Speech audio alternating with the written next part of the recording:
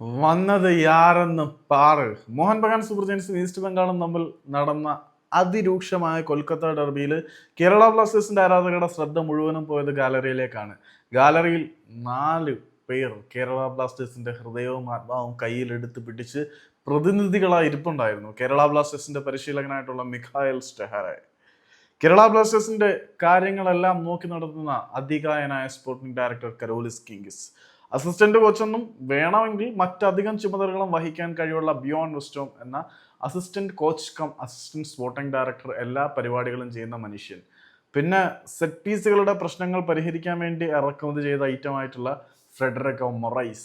ഈ 4 ബ്ലാസ്റ്റേഴ്സിന്റെ ആയുധപ്പുരയിൽ തന്ത്രങ്ങളുടെ താളിയോലകൾ മറച്ചു വെച്ച് എതിരാളികൾക്ക് കെണികൾ ഒരുക്കിക്കൊണ്ടിരിക്കുന്ന ടാക്ടീഷ്യൻസും മോഹൻ ബഗാൻ സൂപ്പർ ജയൻസിന്റെ കളി കാണാൻ, അല്ലെങ്കിൽ ഈസ്റ്റ് ബംഗാളിന്റെ കളി കാണാൻ ഗാലറിയിൽ സന്നിഹിതരായിരുന്നു. അവരുടെ ഒരുമിച്ചുള്ള വിസിറ്റിന് പിന്നിൽ എന്തെങ്കിലുമൊക്കെ ഗൂഢലക്ഷ്യങ്ങൾ കാണണേ എന്നാണ് ഞാൻ പ്രാർത്ഥിക്കുന്നത്.